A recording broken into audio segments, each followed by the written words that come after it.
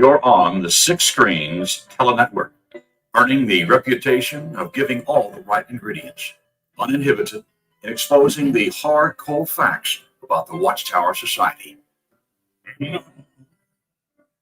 Disney.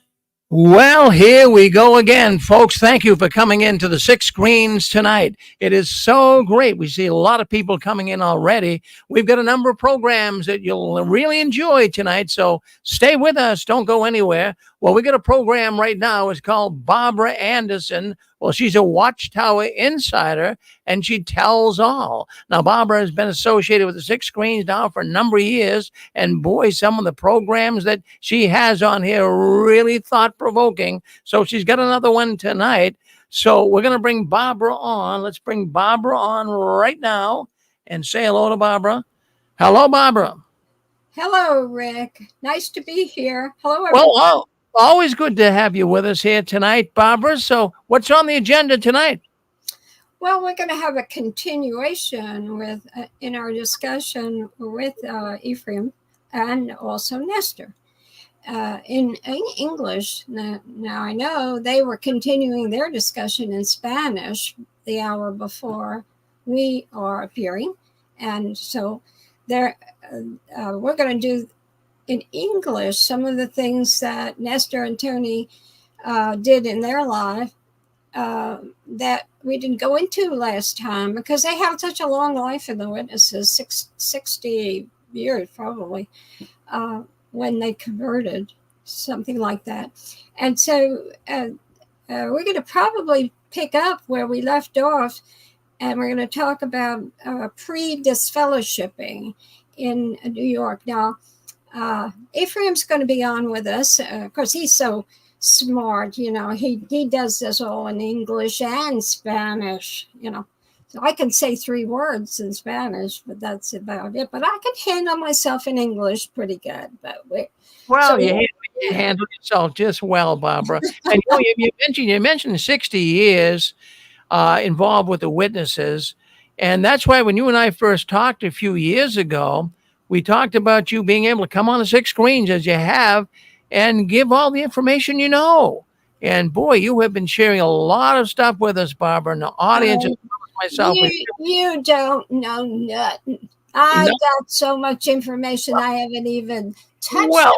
Well, I know you're saving the best for last. I mean, I know. I definitely know that. Future, I'm doing this so that people will listen in, because in the future I'm going to start reading some of the stuff that I have in my file cabinet. I was going through things this afternoon. There's an awful lot that I have never told. And I got to start telling them before I forget it. You know, when you get older, your memory goes. So, well, you were sharing some things with me yesterday that had me on the edge of the seat. I said, Barbara's actually going to talk about that. Boy, you're starting to muster up a lot of courage there, Barbara. Well, basically, most of the people that I'm going to talk about are deceased. And so, you know, it's kind of better to talk about them after they're gone. You don't have to worry about anyone come knocking on your door, you know. That's absolutely right. Yeah. All right. Well, let's bring your guests on. You know them; they don't need an introduction. Yeah. This is Nestor, and of course, this guy right here. That's Ephraim. Yep. Hey, beards are in, Ephraim. Wow. Oh yeah. You're in style with the Watchtower. Yeah, the governing body gave me permission. Well, he looks good with a beard. He really does. Yeah, he's got a good face for the beard. He looks good with it. Yeah, he does. Yep. Well, he's in style. You know, that's the thing. Yep. Next time we do Nestor, he's going to have one. Right, Nestor? You're going to have a beard? If all of the governing body members are starting to wear them, I'm sure Nestor doesn't mind doing it. You know, he's going to look better than they do, though. Yeah, I know he will.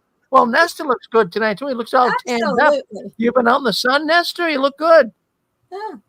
Yeah. Thank you. Yeah, pretty tanned up, yeah. All right, well, let me get out of here. Take over. All right. Celebrating. Yeah? We were celebrating our 60th anniversary. Oh, yeah? Week. Unreal. Well, thanks. A lot of sun. Well, I'm out of here. Barbara, you can take over. I'm here if you need me. Well, we'll try to let you go to sleep for an hour, Rick. Okay. So, he's almost up all night with these programs. Yeah. And we're getting Ephraim to do the same thing in Spanish. So, anyway, hey, Nestor, and tell us how's Tony feeling? Is she not feeling too good still? No, she's not too good. She has a lot of pain, maybe arthritis, but it's a weakness. They are going to make an MRI next week because to see what is going on. Oh, okay, that's good. Better to know. Well, give her our love and tell her we'll miss her, and we'll do this and catch up with her. She's really had her side of the story. People are really talking about your side because you're the prominent one in the organization, and you were accused of covering up an apostate movement at headquarters. But we never really heard her side much on how she felt about it. So we'll get her one of these days. So Ephraim, now you can today, this hour before hours here, you did a continuation from your last discussion with Nestor. So Yes. I'm doing a continuation. So you're invited here. So where did you leave off?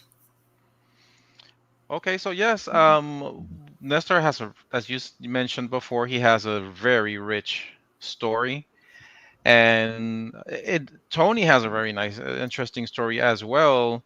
I'm hoping that she gets better soon because it's something worth listening to. Yes. The female side of the things of a Bethelite and the circuit overseer's wife or district overseer's wife. Mm-hmm. So now I believe that Nestor, has not touched much detail on the English side of activism, his experience while in Bethel and talking to Raymond France. In Brooklyn. Well, yes, in Brooklyn. So maybe Nestor will want to share a little bit more about how he met Raymond France and why he was accused of covering up for him. It was 1977, right, Nestor, that you were transferred to Brooklyn. Exactly. In 1977. Well, After 10 years in Spain. Yeah. So what department did you go into in Brooklyn? Spanish department as a translator. They called me just to translate. Well, they really had a high impression of you, of your work in Spain, to do that. So, you had something they needed. And but it turned out to be a fiasco and a surprise to those at headquarters, I'm sure. So, when we went in Bethel, nobody would talk to us or say a word, and we were not really asking questions, but nobody wanted to talk about Ray France and the situation. So, Ephraim, start him off on this where you left off, so you could going into this with the Ray France deal. Okay, so Nestor, would you like to share your experience with Ray France and how did you meet him and why were you accused of covering up for him when you came back from Spain? Well, later on we will have to change a little bit that last part. But I met Raymond France in Puerto Rico because he used to be the branch overseer in San Juan. So when I went to Gilead in 1967, he was there as a member of the governing body. And he was always nice with us. I mean, just saying hello, things like that. How are you doing? Then he used to be the, how they used to call it, the zone overseer. He used to visit Spain, I think twice. So we spoke in Spain when he went there. And when I came to Bethel, the same, we used to talk. He asked me, I think it was twice to go and give talks that he was assigned and he couldn't go. And he asked me to go once to Texas and another time to California. Oh, and another one to Florida, and I did. And I mean, we have a nice relationship. But when I came back returned to Bethel from Spain, for me it was a shock. The environment that existed in that place, it really affected us. What kind of environment? What's the contrast here? In Spain, I used to work in the district at that time and conducting the school for the elders. At that time, Spain was only one district. I used to travel the whole country. And when I was not in the district, I used to work in the service department in Barcelona. Then they assigned me to conduct the school for the elders. Remember that long school that Yes. all the elders were supposed to come? Yes. And I was conducting it in Barcelona, in the branch. But we started traveling, but then the Liberty allowed us to do it in Barcelona, and then we established it there. And for me, it was so good because I was able to maintain a nice atmosphere, spiritual atmosphere in the district. I used to press the issue of loving kindness, be good with others, things like that. And there was really a nice environment. And in the school, all the elders that came, they used to know me before they came. And it was nice. So suddenly, I am in Bethel, just working, and noticing the environment, the working conditions of others. They were fighting, they were oppressed, mistreated. That's what I mean. Because of that, I remember asking once to Cristobal Sanchez. He was a translator for the Awake magazine, him and Margarita Willock. You remember her? Yes. About that situation. The first time I asked him, Chris, I don't see the Holy Spirit here in this place. He said, well, Nestor, you have to think, excuses. Too many people from different backgrounds, things like that. Okay. Then, years after that, I asked him again, are you there? Yes, we're here. Okay. Yes. I asked him again, Chris, what is going on? We don't have the Holy Spirit here in this organization here in Brooklyn. This is a hell. And then he said, Nestor, you better talk to Raymond France.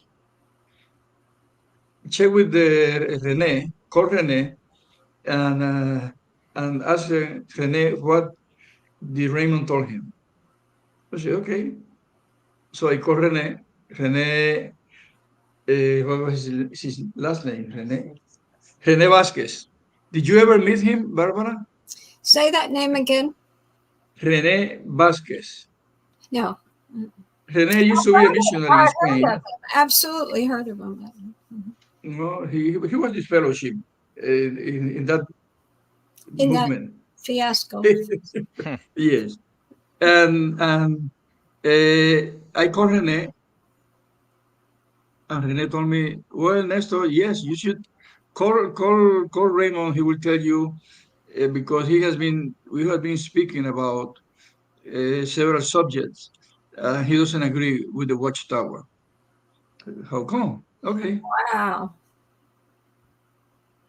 He said he doesn't see the idea of the 144,000 and the great crowd, he doesn't understand in the way the society explain it.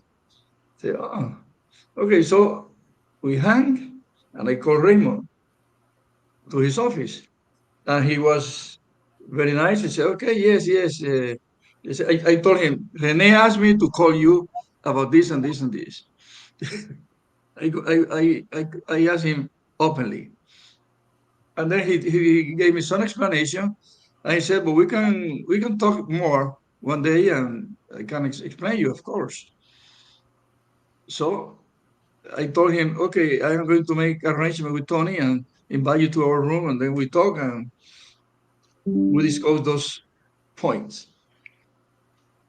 So I mentioned to Tony, we arranged, and he came to our room. I remember Tony bought some pieces of meat, some steaks. We went and bought some wine. We had a nice conversation about those ideas, the 144,000, the remnant, the governing body. And he said, Nestor, now you think about those ideas and you decide. I'm not going to tell you anything, or I am not going to recommend you to do anything. You just think about those ideas. Okay, so I thought, I gave a lot of thinking to that. At that time, Tony was already tired of the environment. And the reason is that, as I mentioned before, many of the wife of the governing body who were working in the factory used to tell her, we used to work together, how they were so sad that they didn't have kids in the beginning, that now they were all working there, that they never see their husband because they are always working, things like that. They were not happy at all.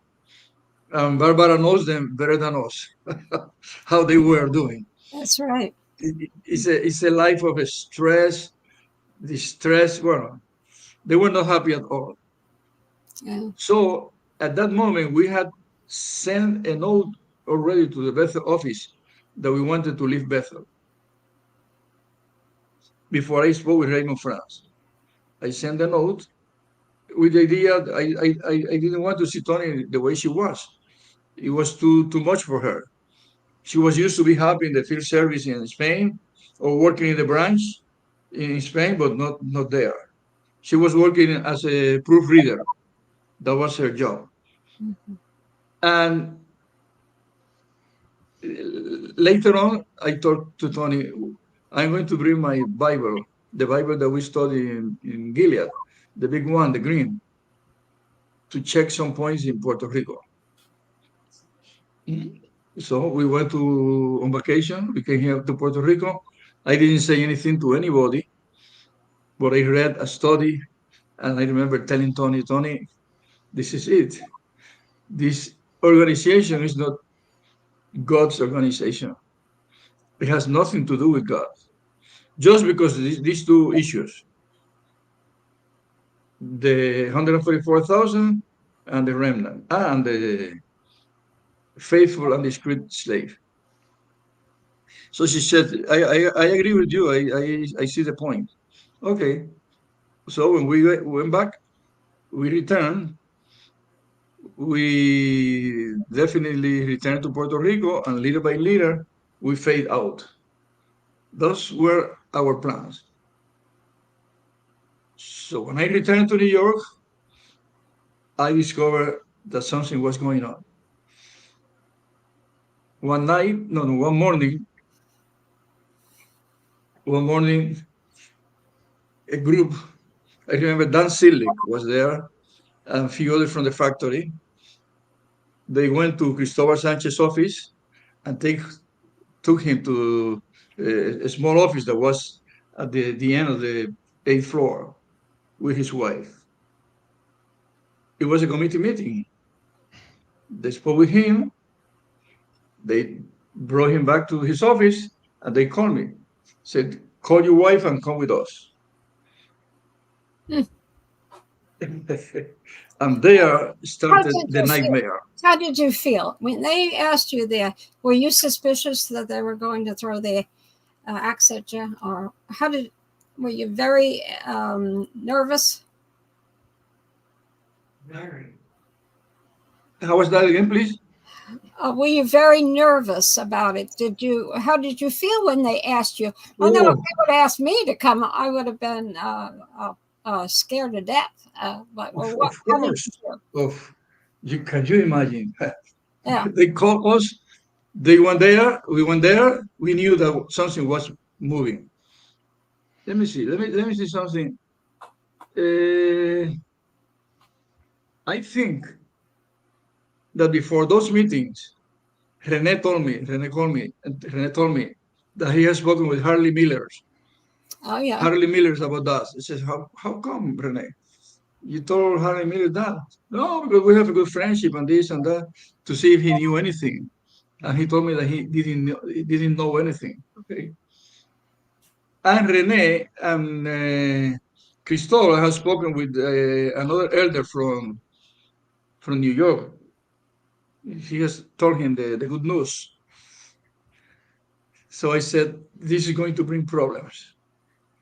So when we got in the room, two of us, they started talking to me, but very angry, in a fashion of accusation, Not with intimidating. not with love, right? Not with love. No love shown you at the moment. Exactly. And I was Nestor was telling me that it was exactly the opposite of what he experienced in Spain, where it was a lot more loving. And when he goes to New York, it's even a bigger shock because it's the complete opposite. Oh. Mm. So they look like a Gestapo film, those German films. The Gestapo was trying to intimidate the people. And remember, brother Tim. Oh yes, Tim, now I absolutely. Mhm. he was there sitting in a chair, resting in the back, and they told me that they knew that I invited Raymond France to my room, and he wanted to know how we spoke. So I said, "You are asking me to tell you what I spoke with Raymond France? Why? No, we know that something is going on, and the governing body asked us to ask you, and you have to tell us." He said, "You're telling me that I am forced to talk to you about my personal conversation with my friends? No, no way." So they got angry and started talking to Tony. Tony didn't answer anything. She said, "No, no, no, no. Ask him." No, I don't. I am going to say anything. Things like that. I said, but let me see. What is going on here? He is a member of the governing body. Uh, you have your meetings together, and you are asking me to tell you what he believes or doesn't believe. Ask him. Yes, yes. Ask him, not me. So we spoke for a little while, and that was all. That was Monday.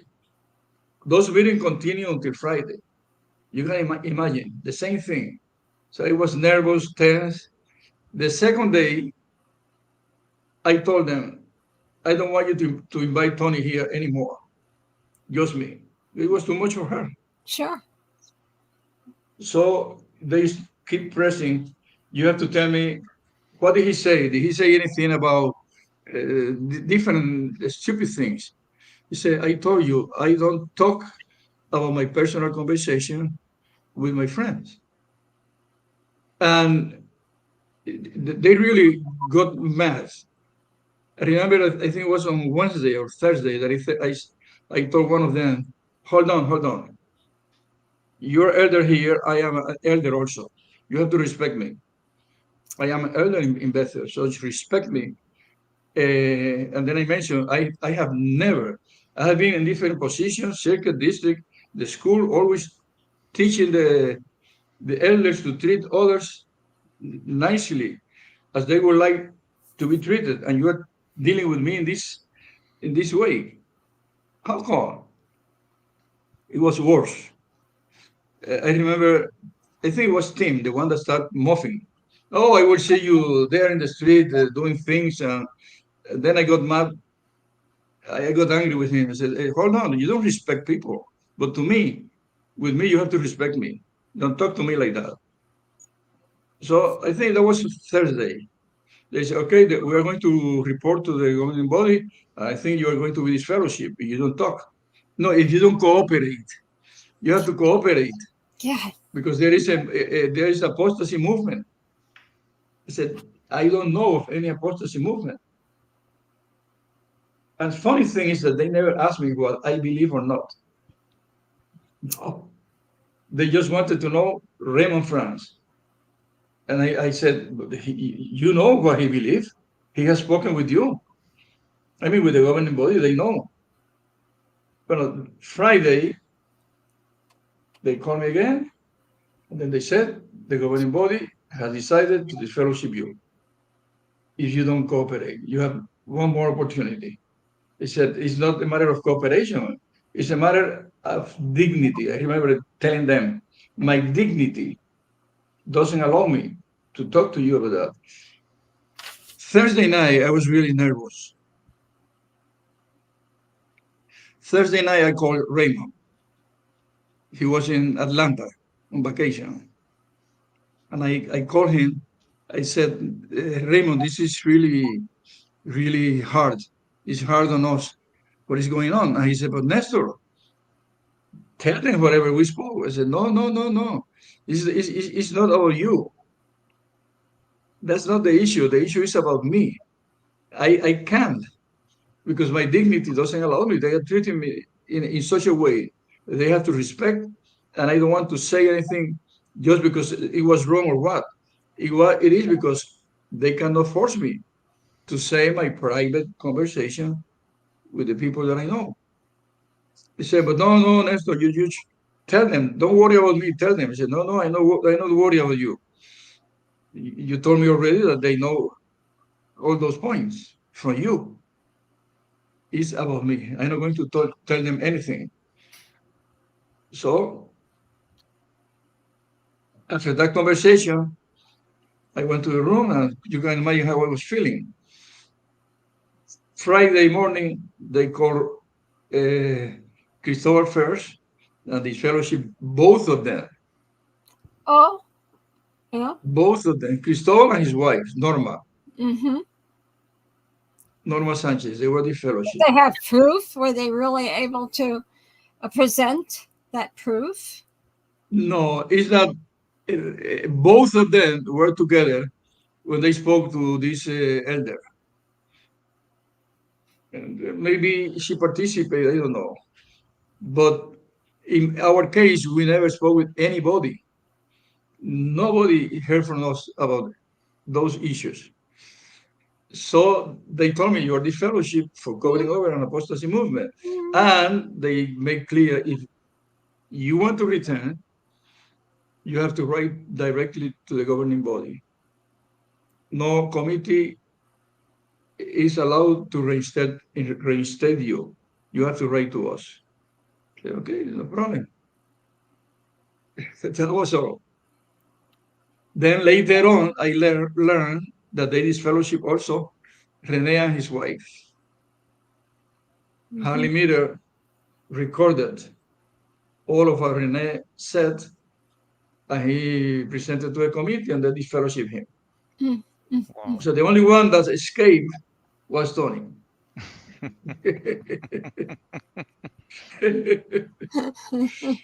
Well, she wouldn't have if you let her stay in the room. She would have told them off. Exactly.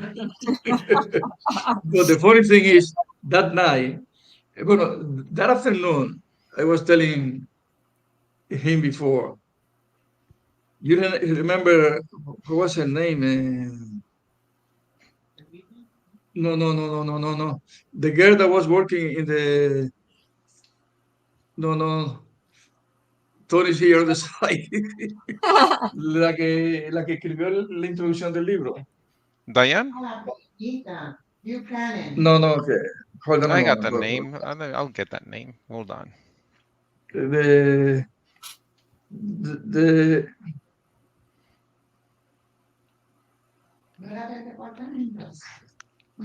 that you went to her room. La gordita. Okay, you check it. Check it. I continue talking. I have Diane She was Beers. Diane Beer. Did you ever meet Diane Beer? No. No, she was a proofreader in the English department. Oh, well, we came to Bethel 2 years later. Was she still there?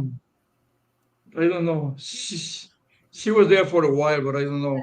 Yeah. She was abused. She underwent a lot of sexual harassment and those problems when she was a child. She was in Bethel. But we used to work together from the home to the factory. And I remember at the beginning of the week, I told her, Diane, don't come with us. I don't want you to be seen with us. You're going to have problems. And she said, no. I want to be with you. That Friday, she waited for us. And we came together. And again, you said, Diane, I was this fellowship. Forget it. Go ahead. This is going to be bad for you. And she said, no way. You are my friends, and I go with you. That night, John Booth came to the room. No. Let me see. Let me see if because he came also on Saturday. No. He came on Saturday morning. That night, John Booth, one of the governing body. Yes. Mm-hmm. He came on Saturday to bring me the letter.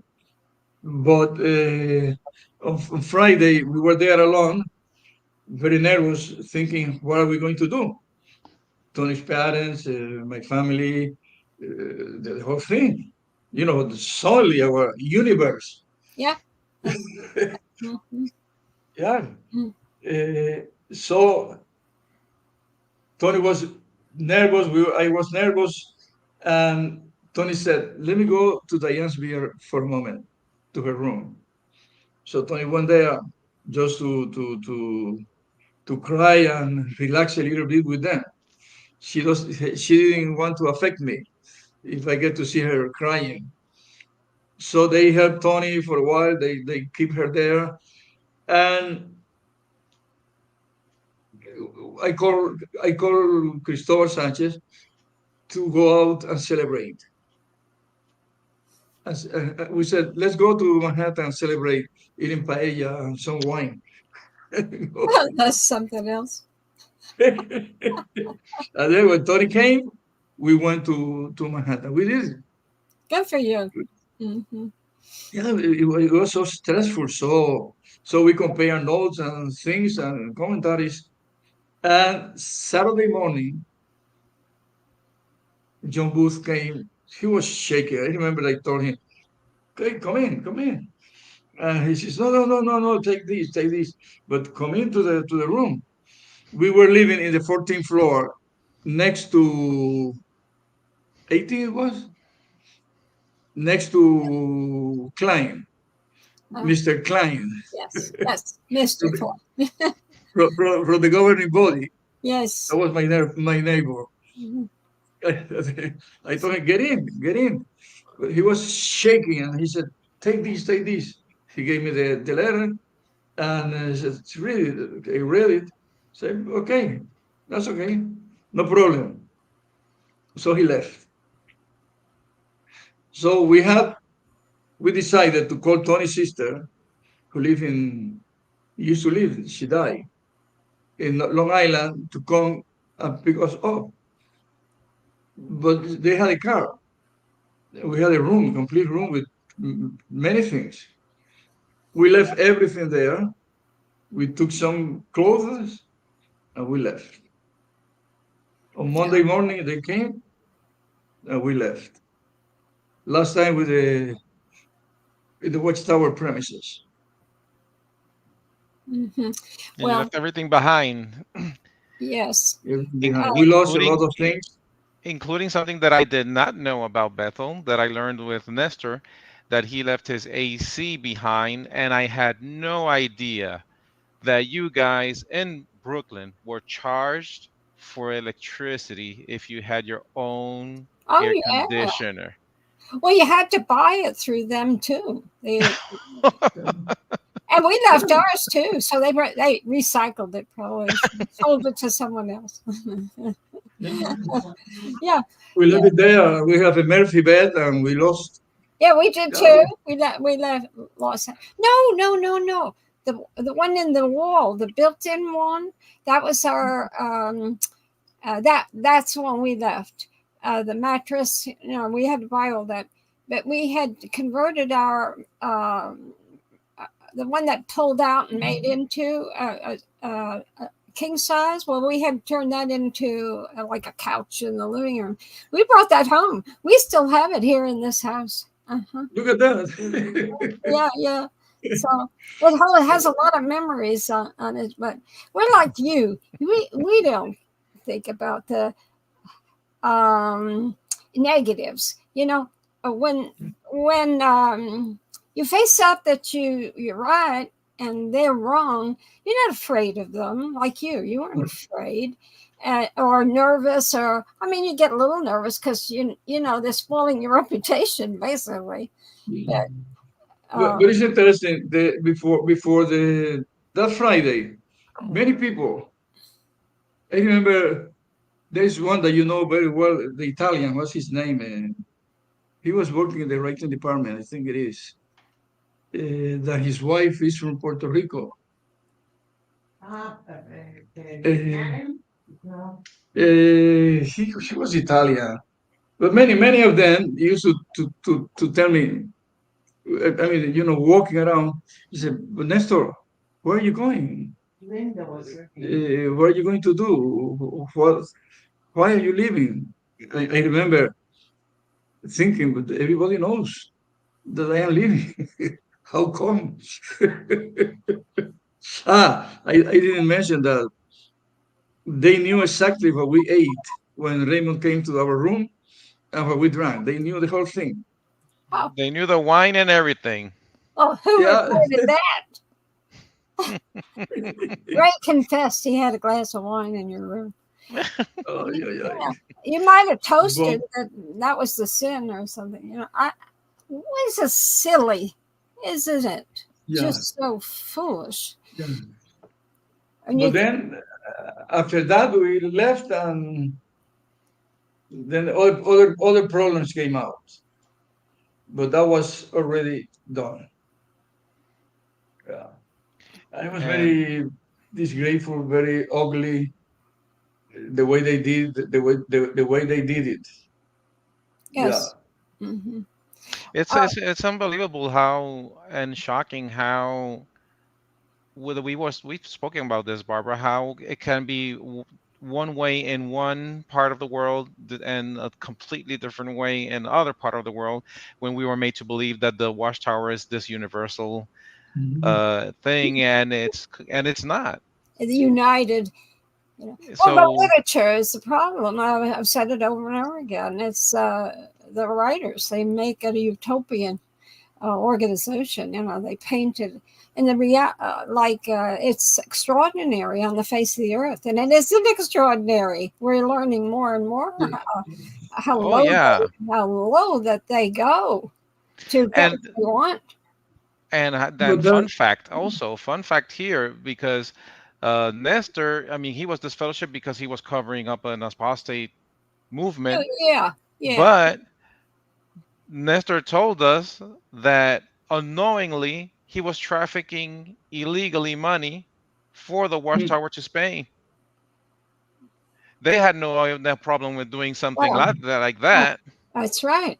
Absolutely. That's what we did to us when we went to Turkey. They wanted us to, and the couple that we were with who were in Bethel, they were actually smuggling in a computer for the society. So, yeah, they break the law. But in fact, what disgusts me is that Ray wasn't there to defend himself. Mm-hmm. You know, they tried to get you to confess something that didn't happen, and Ray should have been there to hear this. Exactly. You know. Because I was not defending him, or I was just defending my position. I am a free guy, and I don't talk about what I don't want to talk. That was my argument. Well, you're Not about ethical. Raymond Francis. Hmm? Yeah. You have ethics, and Yeah, exactly. It was not about Raymond. I know And the men that you're talking about that were in that room. I know some of as a them. matter of fact, after that, I never saw him again. Oh, I heard that he was conducting Bible studies in Atlanta and other things. He said, I don't want to do anything with that organization. How come he continues with trying to accommodate to the Watchtower? is that right? So he still was assigned, or was he doing this on his own, talking against? No, on his own. On his own. Okay, but he wasn't disfellowshipped immediately. No, not Yeah. yet. No, Isn't this there was crazy? a while until they disfellowship him, and they sent him some money. And $10,000. Yeah. how much? 10,000. 10,000. And yeah, he continued there for a while. And Yeah, that was in one of the articles that in a magazine or something, that was the settlement. That Yeah, it took a while because he appealed the decision, mhm.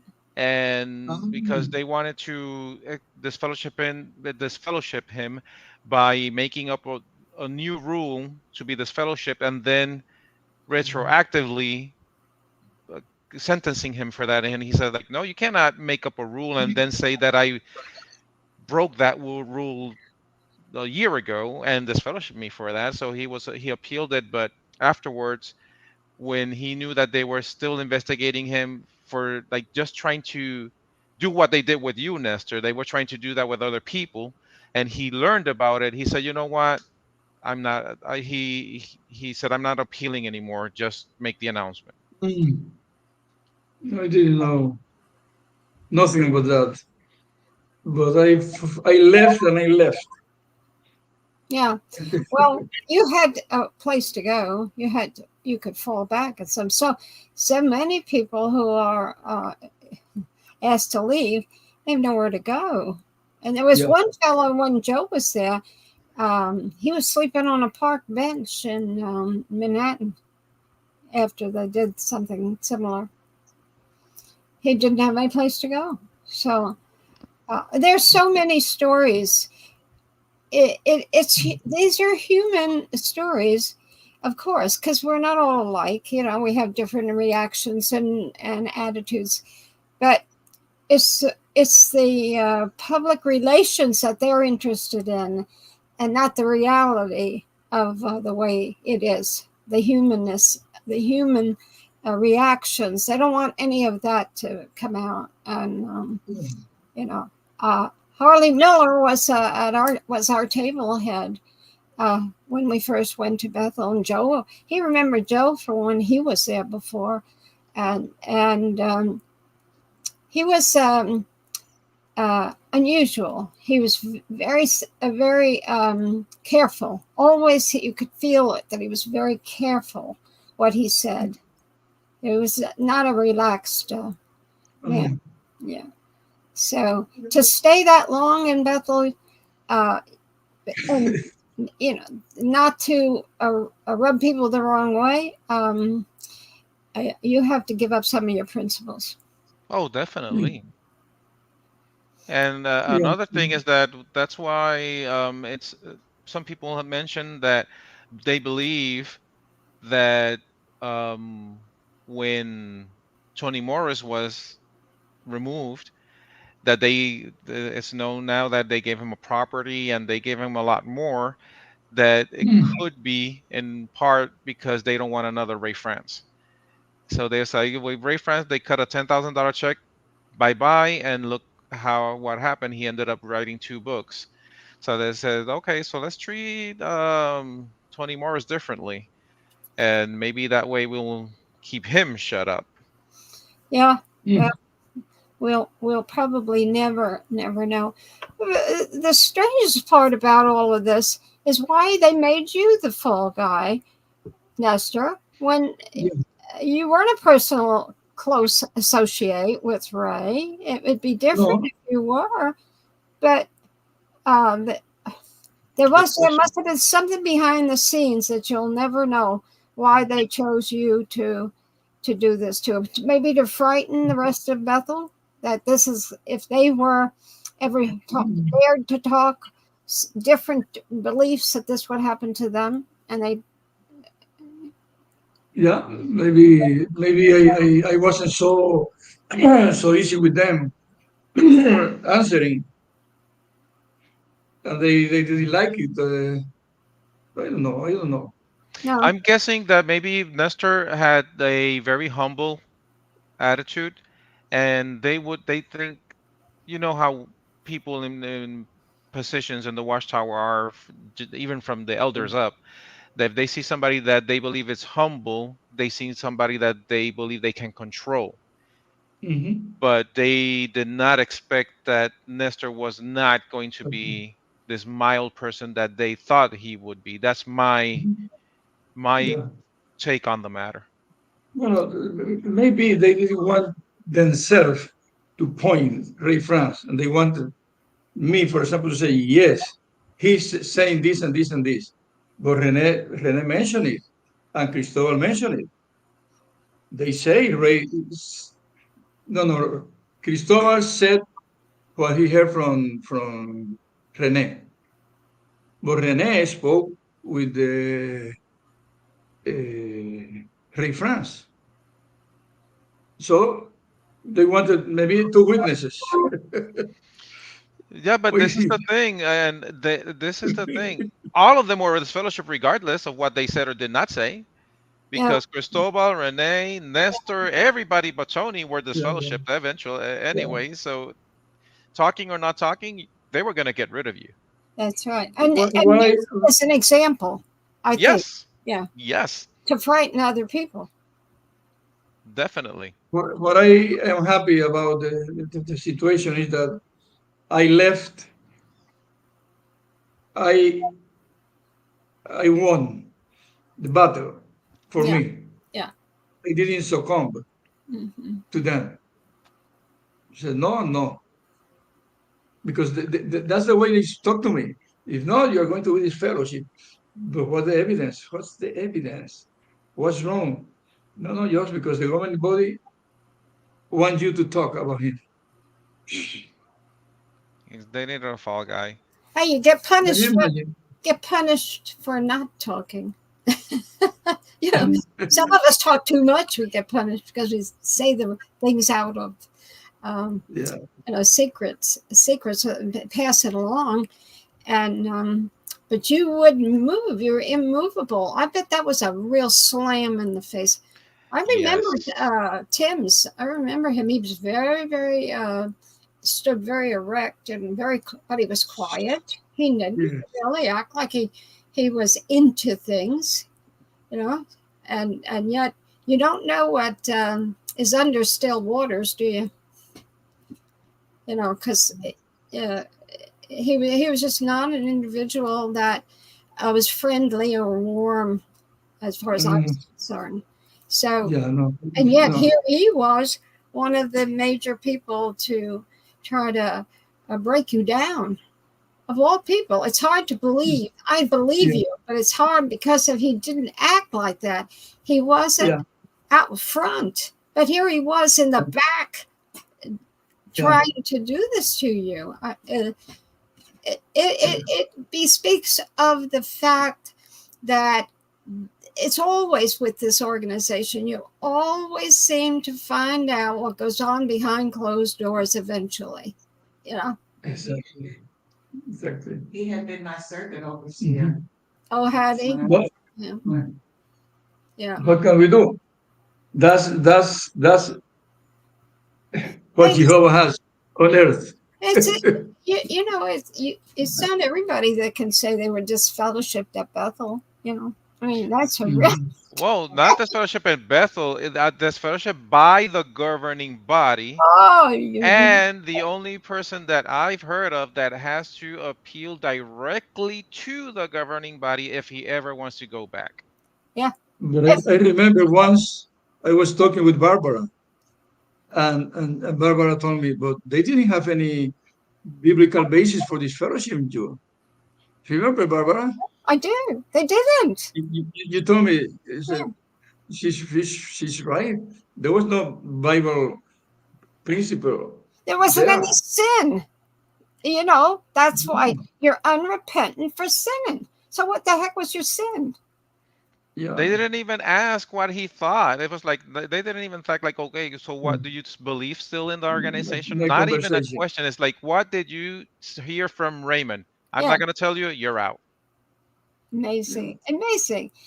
I'm glad that you emphasize all of this, Nestor, because it's important for people to know this. I mean, those that are out of the organization have reasons. But whoever has a reason like this, although I'm hearing more and more from former elders who are now speaking up about some of the things that took place behind closed doors. And some of the elders are downright criminals and rotten to the core. And others just put up, and the society put up. How come they weren't disfellowshipped for their sins? You know, they won't. So unless it gets out in the open and the accuser has no leg to stand on, then the criminal wins, you know. So you went, we talked a little bit about this last time, and you went to your relatives, but did you sit around thinking of what you lost, how you felt? Did you think, oh my goodness, if only things could be different, and oh, look what I lost? Did it make you feel that way? Yeah. No. I was. Do you know something? When I was a kid, my father was like a philosopher every time that he drink. Yeah. He used to tell stories, and it was like a party. Every time that he got drunk, it was like a party. He would bring things, and even he wanted to dance with my mother and asked me to put music. But he always was talking about liberty. He was saying, "Give me liberty or give me death," things like that. Yeah. Yeah? I grew up with those ideas. Yeah. And suddenly I am in an organization believing everything they say. Yeah. I used to think that from time to time. My father taught to me, but when that happened, I thought, okay, that came out at the right time. The Yeah. love for freedom, the love for freedom That's that right. my father wanted to instill in me came out. And I felt proud of me and Tony Yes. that we said no. You know, the three of us right now, if you look Yeah, at our backgrounds, all three of yeah. us were not raised as witnesses. Exactly. Mhm. We are converts. And Exactly. I think that makes a difference in how we reacted when we left. You know, it didn't demolish us, even if we were mistreated, or maybe we find it's not the truth, but still you're brokenhearted and people are angry at being deceived. But you know, none of us ever felt that way. I never felt that No. way. Exactly. Our formative years where we had liberty. And so we gave it up willingly, didn't we? We gave it up. we didn't realize what we were giving up. But later on, when we didn't want it anymore, we just marched out. Just it was not didn't demolish us. In fact, it propelled us to do the right thing on these issues. Yeah, because we believed when we went in that we were served the called truth. So when we found out it is not, we're out. I mean, we're not going to continue in a lie. And Right. that's why we do what we do, because we know that what we do is the truth. Mm-hmm. Yeah. So we pass it along to those who for are me, in it, you know. for me, it's not the truth. It's my truth. Mm-hmm. For me, Yeah. no, the way I see it now, it is Exactly. my truth, and my truth Good point. they have to respect. That's right. Yeah. And I certainly gave them an opportunity to talk to me about the issues of child abuse at the time. They knew me, and but you know, they didn't do it, and look where they ended up. You know, they are so stubborn about this because they're arrogant, and I have said that for years, and that they're arrogant, and I was arrogant to a certain extent when I was going door to door.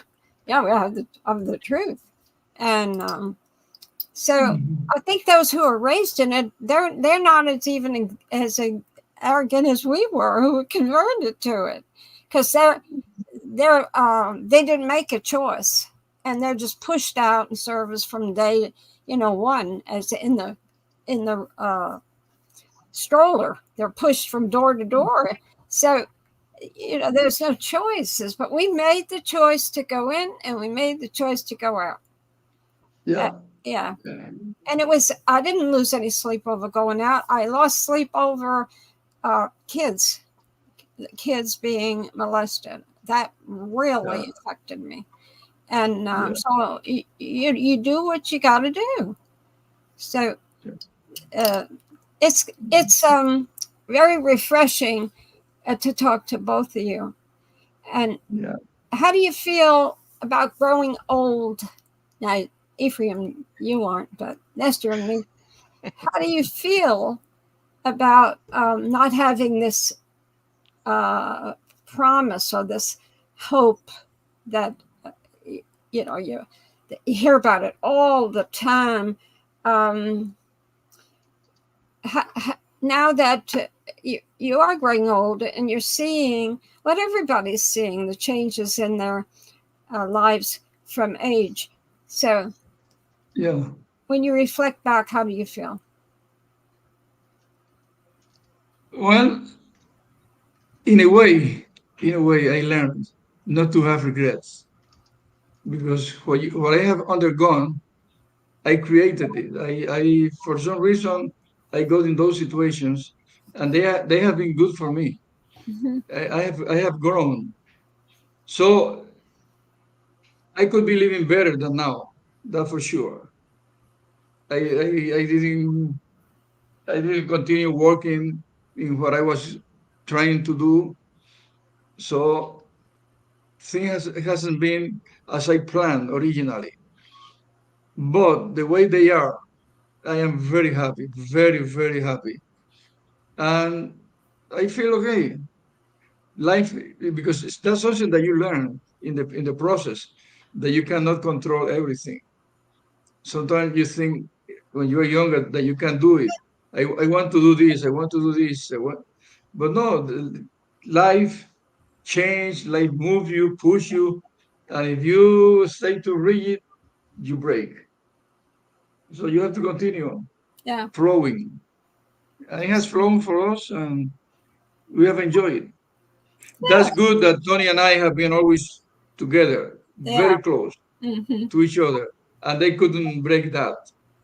Because if Tony get to rebel against me or something like that, that would be harder. Yeah, of course. When I mean rebel, I get to disagree. The word is disagree.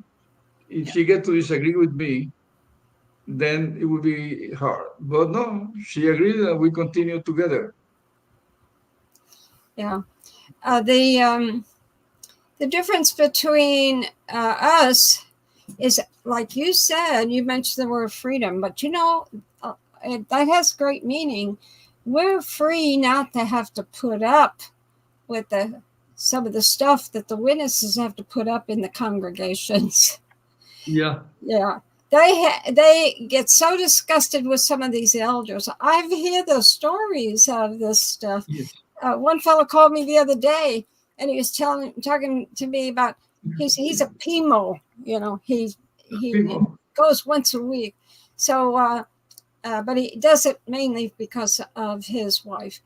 And he said, now with the new the change in the rules, he says some of the elders come in looking like they're dirty, filthy clothes, straggly beards, and he said one gal came in and her pants were so tight and they were so brief that you could see through them.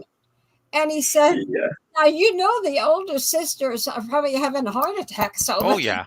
we don't have to put up with any of that. We don't have to go home and go, oh my God, look at Brother so-and-so, or the injustice of the way they speak to you. And, we truly are free in so many ways that you forget. Yes. Yeah. Yeah. It's good to be out. And for example, in your case, you and Joe, you live by your own rules. That's it too. That's exactly right. No, he lives by my rules. But Oh, there you go. I agree with that last statement. You boys know that you live by your wife's rules. We all have a lot of fun. So you're very happy. You're very happy. Oh, I am very happy. 60. I told him the other day, I can't believe that it's going to be so many years that we're married. And we argue over the fact, is it 65 or 66 years that we're married? I said, I'm not even old enough to be married that long. But I'm sure you all have fun. You have fun with your mate. Yeah. And that because you've been through these things together, you see eye to eye, and so we're happy to know each other. So there's some good things that have come out of being witnesses, because we now know a lot of former witnesses we would have never known before. I would never know you two, and I would have lost out, because you're both very special. And I enjoy it so much. I wish you were all closer, but I would have, So, you got anything more you want to tell us, Nestor, or Ephraim, whatever? You got a few minutes to talk. I only have one fun fact. You know that I've spoken to you about Ronald Parking many times. Ronald Parking was a very close, good friend of Tony. Yeah. So we both knew Ronald Parking. He's even though he's British, he was over 50 years a witness in Puerto Rico. Mm. Mm-hmm. Mm-hmm. He was a good man, a good overseer. Did he stay in?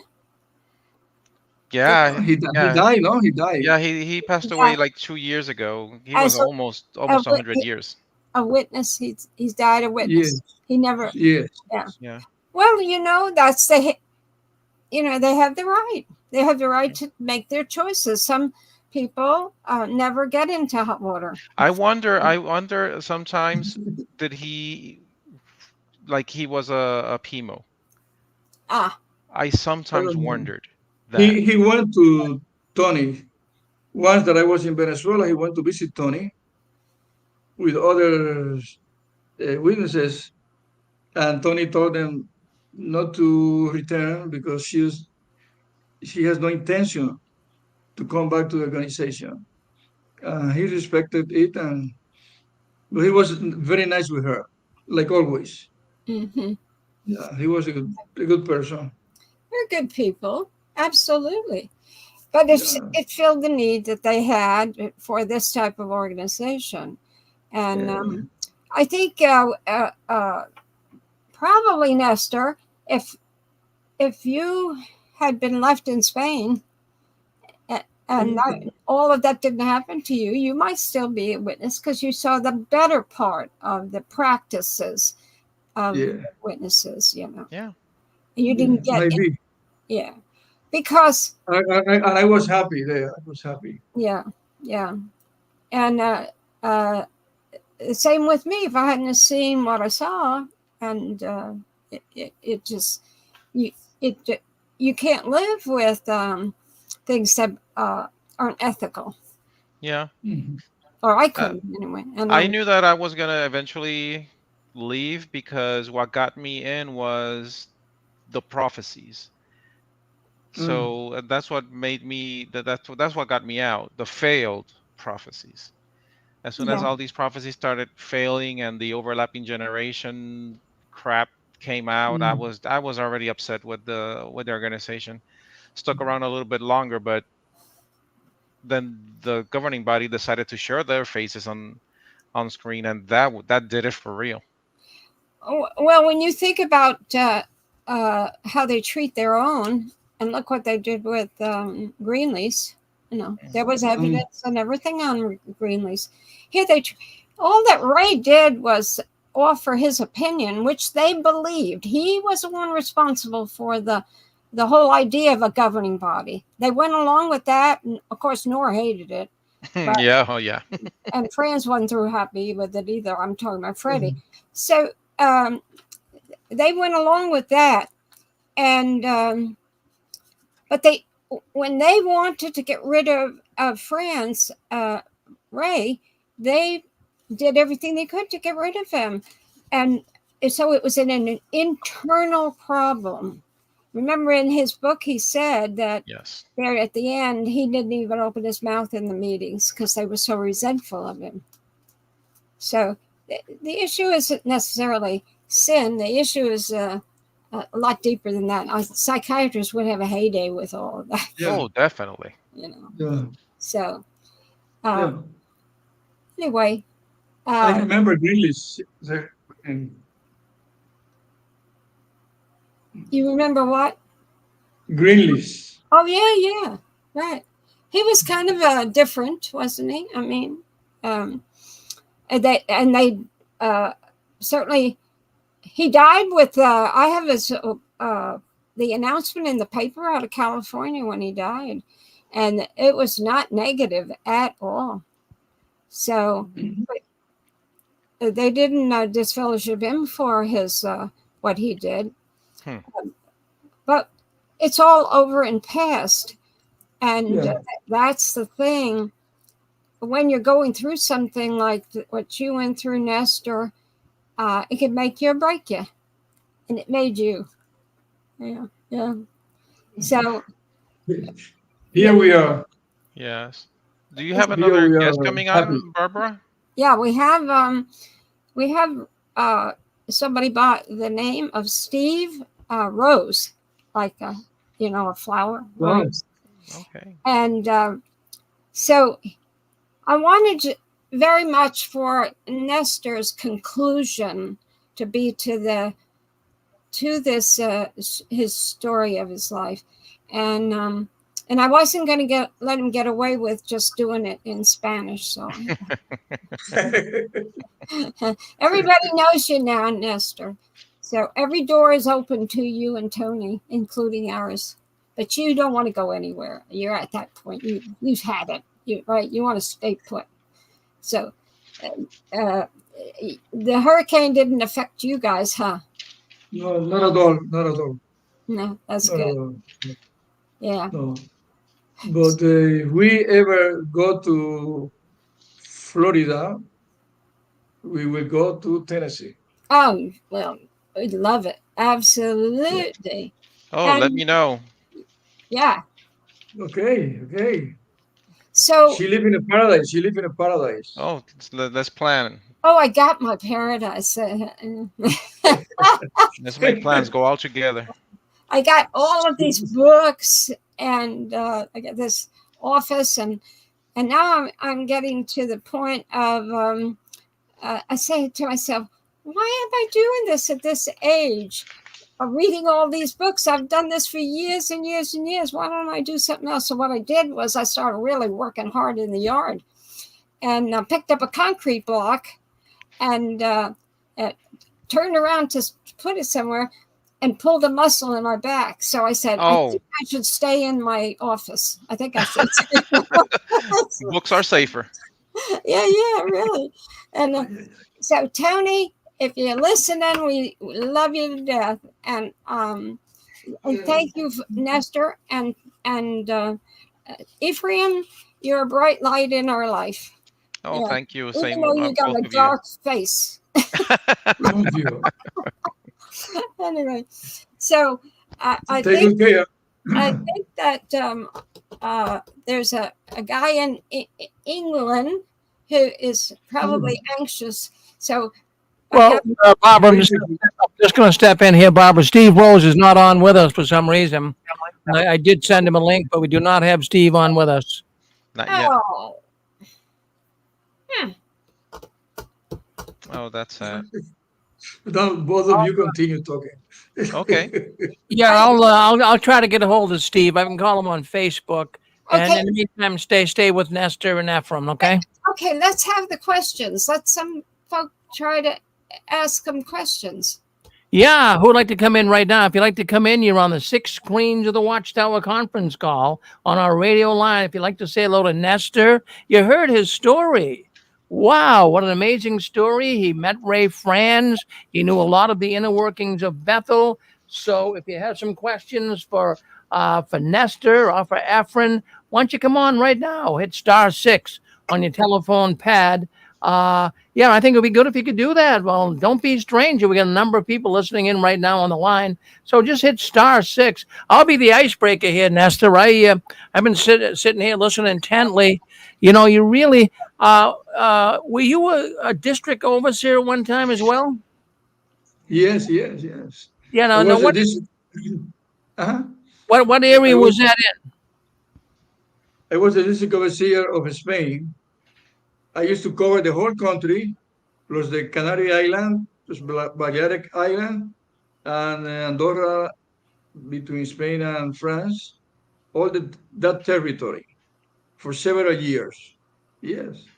Wow, that's amazing. Of course, you know they don't have district overseers anymore. Not anymore. When I heard that, yeah, I used to enjoy it. Yeah. And, yes,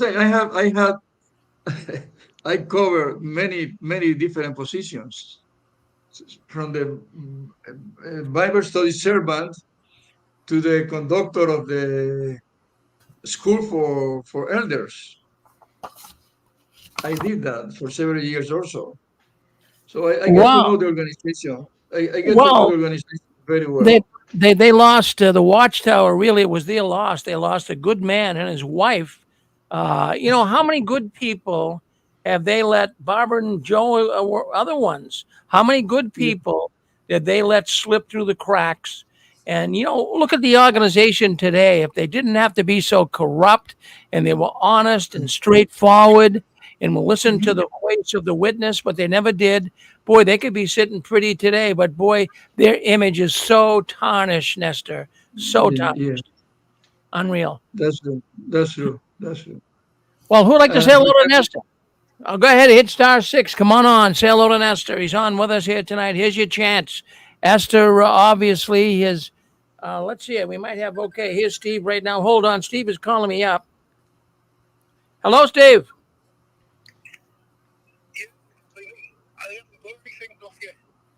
I sent you a link in your email. You haven't got it. All right, let me just hold on. Stay with us here 1 second. You can hear me talking to Steve Rose right now, Barbara. Let me just check something. I'm just going to check the links here. Make sure you got it. Give me 1 second to do that. Let's see. Sent the link. I'll send you who I sent it to. I sent it in Messenger. That's where you sent it to me. To take. Is it? Hold on. Maybe not Messenger. Hold on 1 second. Hold on 1 second. I think I sent it to you to Messenger. Okay, Barbara did. Is it in Messenger now? He can check. All right, I'll send you another link to the email that you gave me. Okay? I'll send you the link right now. Hang in. So Barbara's on there now with Nestor and with Ephraim, but that's fine. Just relax a little bit. I'll send out another link and she'll be talking to them for a while. Okay, guys. You know, it's wonderful to be able to talk to people all around the world. Oh, yes. Yes. Not only hearing their experiences, but getting to know them. And Steve is a real character, and such an enjoyable person to talk to. He's come here to this country a few times. He has good friends here in the U.S., and he really is a brave man. He took on the elders just like Nestor did. So he was aggravated with them and how they treated the friends. So he has some neat experiences. I don't know that I would do what he did, going into Kingdom Hall and causing some a bit of a disturbance or talking to the elders, because they was so the way they talked to him, they looked down on him, and so he didn't put up with this either. And that's he's going to tell that you both of them been elders.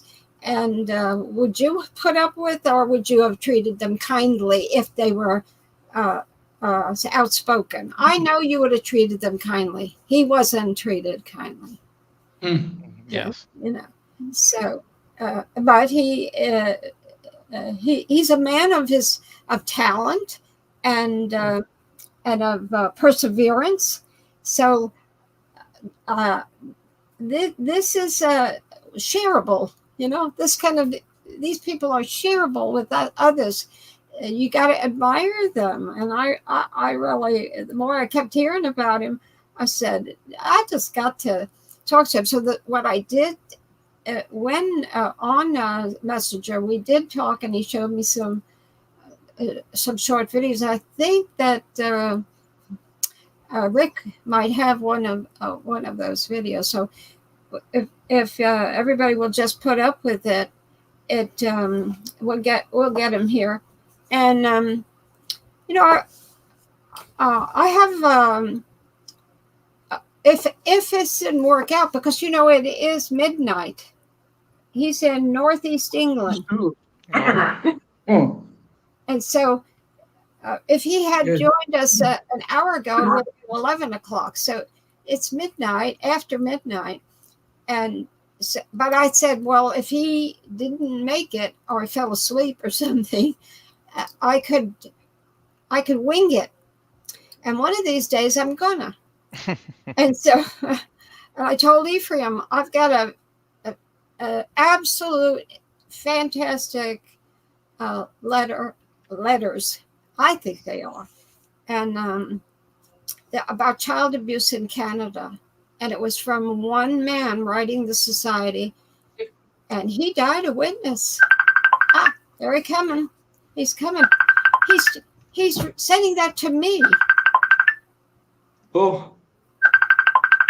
If I accept this, what's going to happen? Just accept it. That's your Facebook call. Just accept it. Okay, well, here he is.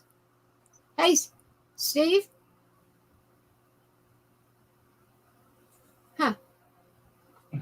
Steve? Steve? Yeah. Okay. Yeah, he's on there with you on Facebook. Steve, are you on with Barbara? Yeah. I'm on. Yeah. Yeah, I can hear him. Yep. Yeah. Did you hit the link, Steve? I just sent you a link so you could come on the video on StreamYard.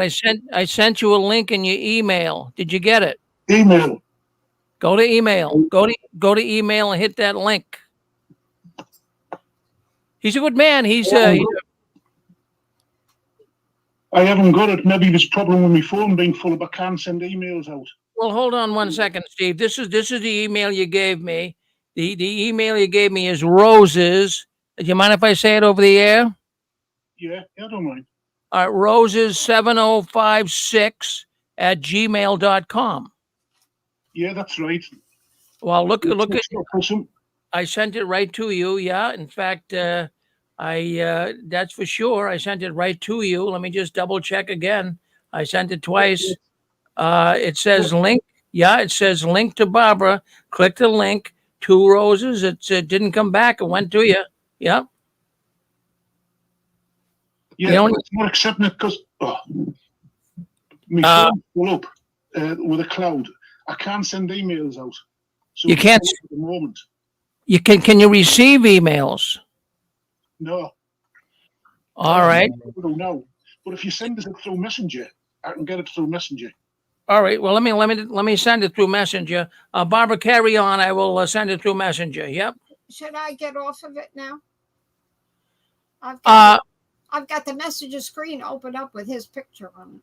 All right. No, I'll send it to Messenger for him. You go ahead and continue on. I'll take care of this. So I'm going to get off of this and talk to the guys. Yes. Yes.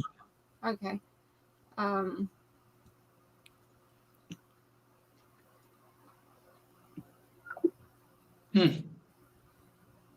Okay, I'm back. So Steve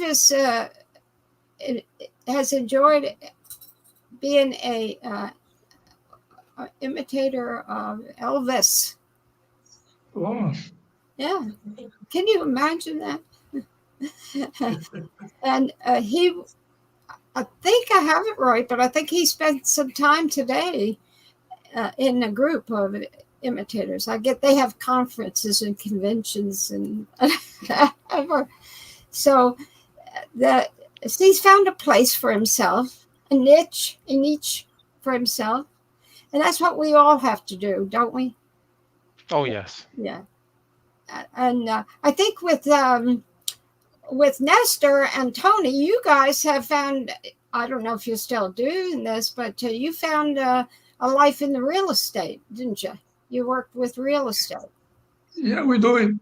Yeah. In our own pace, but we do it. Uh-huh. Some people call us and they ask us to sell the property or to rent the property, and then we do it. We don't make too many advertisements. No. Well, but we always have clients. Uh-huh. And so this gives you links with people on the outside of your apartment, and you're not lonely. And if you're doing any reading out there, one of the biggest problems in the United States is loneliness. That's what they say. Yeah. And so you're not lonely because you have connections, and that's what we suggest other people do too. We have many friends. We have a lot of friends and few enemies. No enemies, friends. Oh, well, you get a few enemies, but I think they're deceased. You know, like Harley Miller. Yeah, deceased. Yeah. But we're out. He's not contacting that guy. Say that something again. is wrong with it. Something is wrong with the connection. Does it seems like that. Yeah. Well, if Rick can't solve it, then it's not solvable. And well, what we're doing here is, I'm not really sure what Steve is doing. I did send him the link to the email and through Messenger. The best thing we can probably do for Steve is, I believe he has our 6 Screens telephone app, so he can call in on that. If he has it, I believe he's come in there before on that, so he could call in on that, or we could get him in on Facebook. So we'll see what would be best for him. Steve, if you can hear me now, wherever you are, or out there in Facebook land or the social networks or wherever you are, go ahead Call me back on Facebook. Call me back on Facebook, and we'll get you on. That's a shame, darn it. I know sometimes there's some technical stuff involved. It is a little difficult at times to get people on. I don't know if Steve is too used to coming on programs and what have you, but it's we're moving into that and into the era of live streaming, and we'll get him on. We'll do our best to get him on, whether he comes on video or whether he comes on the phone system. We'll go either way with it. Let's see if we can't. Barbara, if you want, do you have your messenger open right now? And no, I'm looking at six screen. I can do that. That's not a problem. Just call Steve back right now on Messenger, and let's. Oh, here he comes right now. He's coming in here now. Let's hold on 1 second. Okay. Hello, Steve. Hello, Steve. Hello, Steve. Are you on with me, Steve? Can you hear me? Well, he called me up. Steve, can you hear me? I know if you hit that link on Messenger, you really should be on a computer. I don't know what type of a phone you have, unless you have like an iPhone maybe, but you should be on a computer so that it would come through. All right. I probably should have gave Steve a call today to try to work with him through this. So I think we're going to have some issues here, Barbara. I think we're going to have some issues. We're going to have to probably get Steve on some other time, unless he can call in. Steve, if you're listening to me, I don't know where he went with the last. Let's see. Hold on. Okay, here comes. Let's try it again. Okay. Hello, Steve. Hello, Steve. Yeah, no, slow down. Now, just slow down. Let me talk to you. So, did you get the link? You couldn't get through. All right. Are you on a computer or are you on a phone? Phone. Yeah. Do you have the Six Screens app? I know sometimes you called into the program. Did you call in with the app? Okay. Can you speak up a little louder? Maybe we can get you talking through the Facebook here. Sometimes it's not that clear. Count to 3 for me. What's that? I can't understand what you said. What did you say? Go slow. Can you hear me, Steve? Hello, Steve. Well, I'm not sure what we're going to do here, Barbara. I think we're probably going to have to forego Steve tonight. I wish we could get him on, but we don't want to keep playing around with this. It's just going to cause him to be a little nerved up. But we'll get him on some other night. So you keep going on. We get another half hour. Maybe we can open the lines up, which we did, or maybe we can bring up another subject. How are the quality of it going? I was worried about this, and so I pulled some letters out that I can share. Now, if Ephraim and Nestor want to go their way, they're welcome to. But if you want to stay put and comment on what I'm going to read, it's quite fascinating. It's up to you. We don't want to hold you because you've been talking for hours and hours. Okay. Yeah, I know that Nestor has to leave. Mm-hmm. Thank you, Nestor. Thank you, Nestor and Ephraim. It was my pleasure. See you soon. Okay. We just love you both. Okay. You just. Thank you. Yeah. Thank you very much. I know. This is great. And we'll talk to you on the phone. I got an iPhone. How about that? So I can call anywhere. There you go. Now you have. Yeah. A very nice ex-witness. It gave me one at business through his business. So I don't even have the big bill to pay. And that's good. Yeah. So I'm expecting to call, especially Puerto Rico. Anytime. Yeah. We're going to gossip.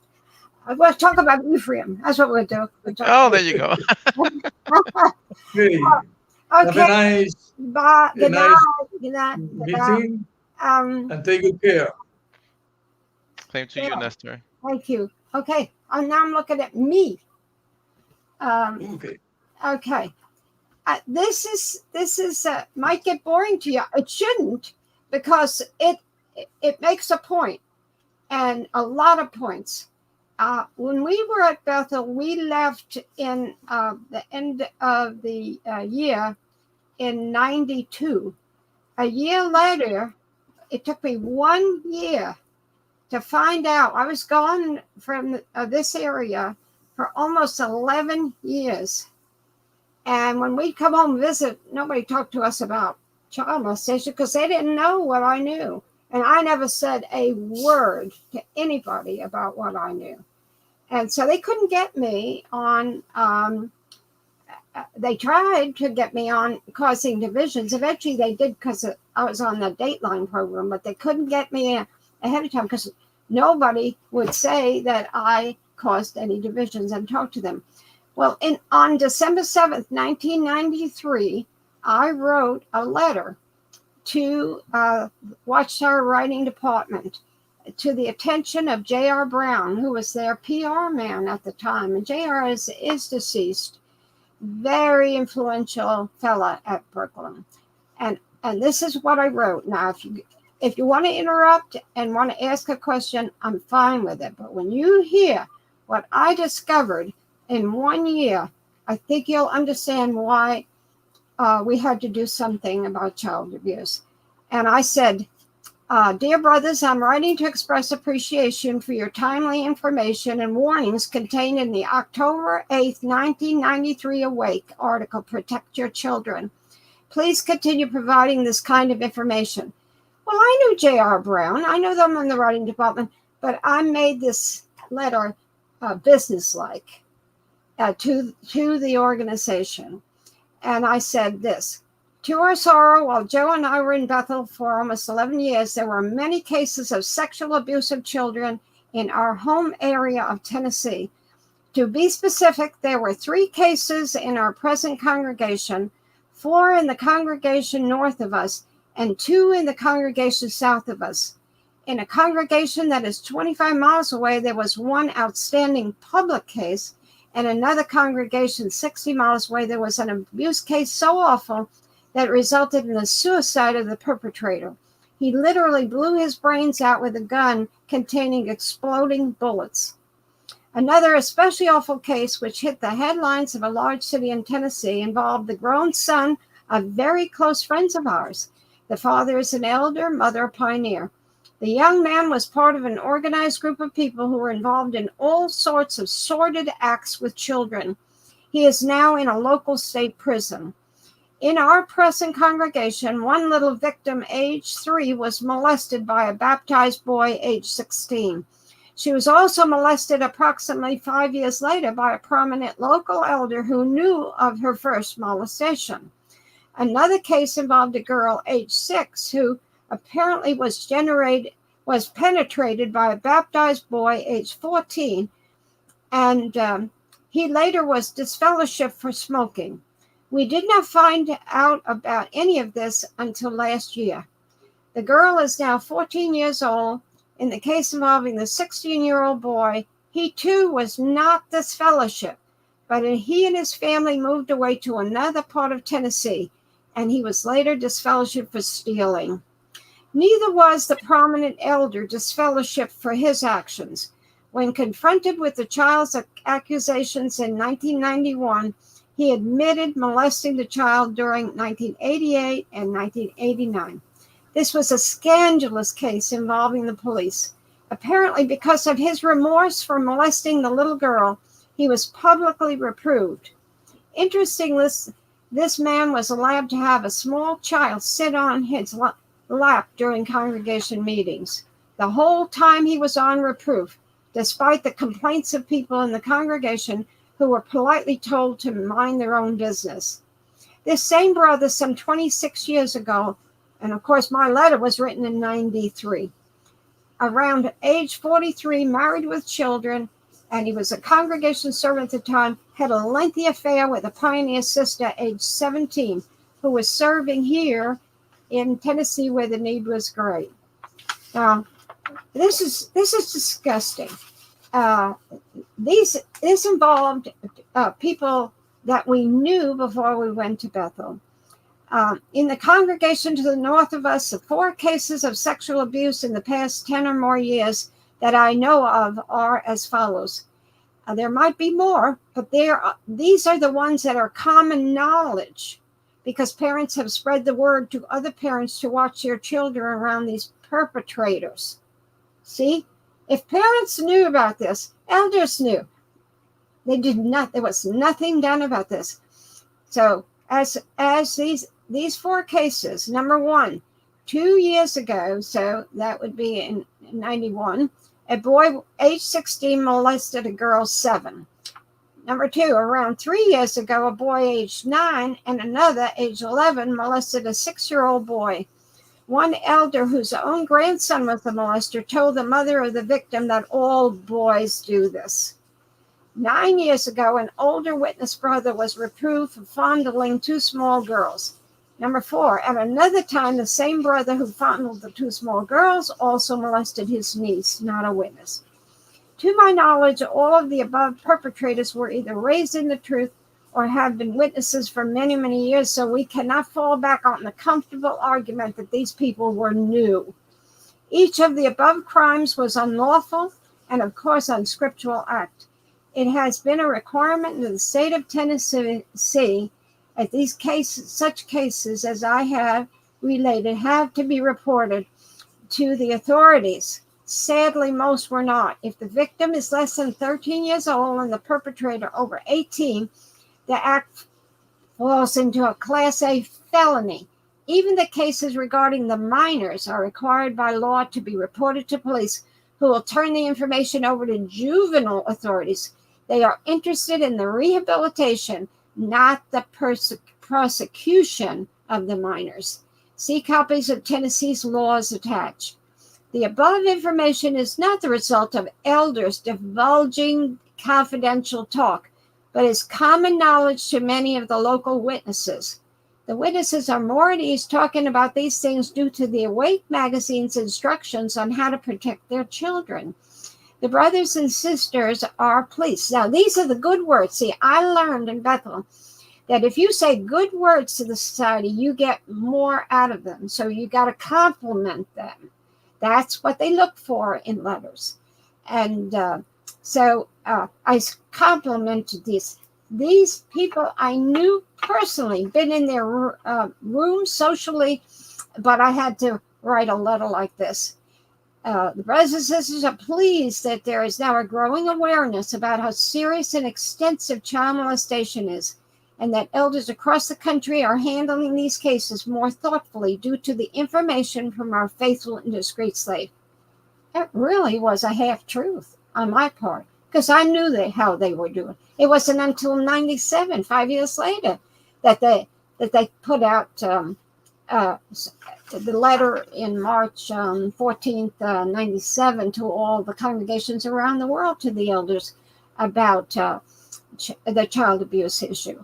And they abhor what is wicked in January 1st of 1997 article that they wouldn't put in place as a in any situation, any oversight position, anybody who was a known molester. But, you know, they got around that. They put that out, but they got around it because we have cases now that are after that weren't reported to the police. I said, I might add my voice to other witnesses that this is long overdue. One 70-year-old sister has made no secret about her son being sodomized 40 years ago by a congregation servant's son in Florida. Her son was just 5 years old. Today, he is not a witness, but the congregation servant's son is an elder. He's a molester. He's an elder. Back then, nothing was ever done about abuse. Even the circuit overseer would not help. This woman continually tries to help her son because she says she will not write him off because of what was done to him when he was a child. This sister is a very active, intelligent witness. In fact, she's a large supporter financially of this organization. So you see, this woman has never held a grudge against the organization. If they did it right, it would have been appreciated. And then I wrote, another experience comes to my mind. 30 years ago, I studied with a woman who became a very active witness, and for the past 7 years, a pioneer. I remember just like it was yesterday when she left her 5-year-old boy with a 12-year-old neighbor boy for half an hour while she went on an errand. The neighbor boy sodomized her son during that brief time. Her son became a troubled teenager and adult, and today is not a witness, although his 2 brothers are. Even back at the time, it would have been helpful if we would have warned parents about this type of thing. How much more important in these truly ungodly last days, remember, I'm speaking as an active witness, that we continue to warn people about abusers and offer help to the abused. When I was 7, as another girl and I were walking to Catholic school in New York, a man tried to get us into his car and also exposed himself to us. We reported this to the nuns at school.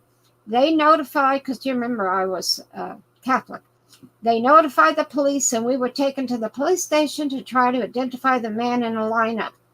The church was very helpful in this instance. Parents were warned. At that age, I knew a lot about molestation due to adults, non-witnesses, often warning us. And that was over 40 years ago. We did the same with our son from early on. We even warned him that a witness could be responsible for such an act. The most obscene phone call I ever received in my life was from a witness. I recognized his voice.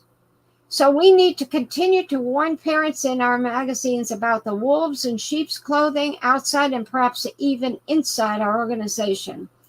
The writing of this letter was prompted by a sister who recently remarked to me that we need to have information on sexual abuse at least once a year because of new ones in our organization who are very sincere and trusting.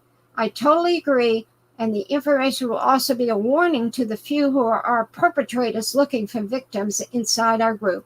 So I add my thanks to many letters I know you're receiving for the October 8th, 1993 Awake. And protect your children. So I added my voice, and J.R. Brown knew what I was working on because when I was in the writing department, after I finished working on Proclaimer's book 3 years, and then I was working with a small select group of people on child abuse. So he knew. I went to his office to pick up some letters that came in on personal abuse, which I have copies of to this day. And so he read this, and so I got a response like I was a stranger, which I understood why they did it. And he says, and it was from JR, because I know what their identification, the letters that they have next to the date, that identifies to those who know who the writer of the letter is. And he says to me, your recent letter has been received. Thank you for taking the time to send us your personal expressions regarding the October 8th, 93 Awake articles entitled Protect Your Children. It saddens us greatly that so many have had some personal connection with this painful subject. However, we certainly are glad that Jehovah has seen fit to use his organization to provide information that will help to shield precious children from such dangers, as well as comforting those who have been victimized in the past. Then he quotes a scripture from 2 Corinthians. We feel as Paul did when he wrote the congregation in Corinth, blessed be the God and Father of our Lord Jesus Christ, the Father of tender mercies and the God of all comfort, who comforts us in our tribulation, that we may be able to comfort those in any sort of tribulation through the comfort with which we ourselves are being comforted by God. Well, I wish that they would have comforted victims sooner. He says, we join you in expressing appreciation for the abundant food provided at the proper time by the faithful and discreet slave for the benefit of Jehovah's people in these momentous and critical times. May Jehovah continue to bless your efforts to serve him faithfully. May you endure to see the time when Jehovah God brings an end to all forms of abuse. We send warm Christian love. Greetings. Here, this is 1994. Look at how long ago this was. 30 years. And look at them now. If they would have done something, it would not have turned out like it did. Ray Franz even denied there was child abuse in the organization. That's how stubborn they were about this. And yet, look what I wrote in my letter. In 1 year, I found out this. And you know, I didn't ask around. The people that I talked to did not know that I worked on child abuse. I just showed an interest. And the cases that I was told about were not from elders' secret files. These were common knowledge situations that people knew about. If I ever asked about it to an elder that Joe and I were very close to, I would simply say, we've been away for such a long time, and some places have child abuse that I've heard of. Have you ever heard of one here that was everybody knew about? That's what I asked about. Everybody knew about. So I wasn't getting involved in congregation matters and put my nose in their business. They could never say that. But look at all these cases. Now, I'm one person, and these were cases that, and how many that were in the records that people didn't know about, because I didn't ask for what was in records. Or was it newspaper, or what was it, parents talking about other parents about certain people in the congregation. So how many did they have in their files that they reported to the society? That's what we were getting at headquarters. That was the big problem, that so many letters and the service department was hiding them. And so eventually the service department had to, and I was there when that happened, when the governing body made a ruling that any child abuse discussions or letters or whatever about specifics had to be reported to the legal department. Before that, the legal department didn't even know about it. So you see, they have blood on their hands. These 30 years ago, I'm finding out about this. Those abuse victims have, so many of them have come forward and they've settled with the society. So many have not. So many hate the organization. So many the trauma was so much for them, commit suicide. So I read this to you so you can see this was such a reality in that time. And still there are cases. I know of a case just recently. It wasn't that long ago that ministerial servant molested a young girl. And, the human element, sin is always there. But it's how you deal with it, how you handle the sin and do what you're told to do to report it to the authorities. So parents, I see Jane Spitfire says parents have to protect their children when possible, but ignoring perverts is wrong. And so the Baptist Church, the Southern Baptist Church, has a huge problem with this. They're sinking because of all of the child abuse stuff that's coming out. And they don't know how to handle it. I read a big article in the newspaper last year on this.